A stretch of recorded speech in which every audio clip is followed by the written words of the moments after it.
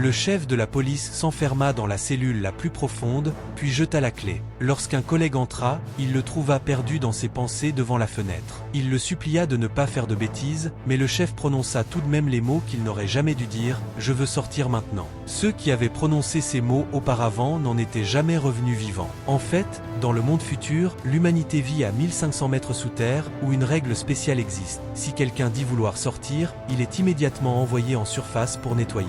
Tous ceux qui étaient montés à la surface auparavant avaient été empoisonnés à cause des toxines dans l'air. Pourtant, le chef prononça quand même ces mots interdits. Cela était lié à la mort de sa femme, survenue 3 ans plus tôt. Ce jour-là, elle avait crié dans un restaurant que le monde extérieur était en réalité un paradis, et que les images de ruines diffusées à l'écran étaient modifiées par les dirigeants pour emprisonner les gens sous terre, sans jamais penser à partir. Devant l'absence de réaction des autres, elle finit par prononcer les mots interdits, ce qui amena son mari, le chef de la police, à l'escorter lui-même à la surface. Les habitants, eux, purent suivre en direct l'événement. En sortant, elle essuya la caméra de surveillance avec de la laine, croyant que le monde extérieur était enfin vivable. Mais après seulement quelques pas, elle s'effondra, incapable de bouger. L'espoir des gens fut à nouveau anéanti. Seul le chef savait que sa femme lui avait dit avant de partir, « Si le monde extérieur est vivable, je reviendrai essuyer la caméra ». Sa mort devait donc avoir une autre explication. Pour découvrir la vérité, le chef décida de dire lui aussi qu'il voulait sortir. Le maire lui fournit une combinaison de protection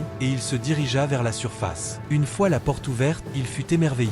Le monde extérieur était effectivement aussi beau que sa femme l'avait décrit, avec des oiseaux chantant et volant dans le ciel. Désespéré de partager la vérité avec les autres, il se précipita vers la caméra pour l'essuyer. Cependant, à l'écran, les gens virent une toute autre scène. Ils le regardèrent terré parmi les ruines, se rapprochant du corps de sa femme, tout en se sentant de plus en plus faible. Le chef se demanda si le poison se trouvait en réalité dans sa combinaison. Il fit alors quelque chose que personne n'avait jamais osé, il retira son casque. Mais son état était déjà trop grave, et il s'effondra près de sa femme. Une fois de plus, l'espoir de survie en dehors de la base fut brisé. Pourtant, une femme seule comprit que son geste, retirer son casque avant de mourir, devait avoir une signification. À l'intérieur, il trouva des vidéos du véritable monde extérieur, ainsi que des notes manuscrites qu'il avait rédigées en décryptant un disque dur. Le chef de la police tenta de tout récupérer, mais il n'était pas satisfait. Il se mit à crier en disant que si le chef avait écouté sa femme, il ne serait peut-être pas mort. En entendant cela, le chef fut furieux, car sa femme représentait une plaie ouverte dans son cœur. Il hésita, puis conseilla à son subordonné de rester discret, car si la direction découvrait cela, il serait condamné à mort. Après avoir pris le disque dur et les notes décryptées, il retourna à sa base et apprit que le chef avait été exilé. Ensuite,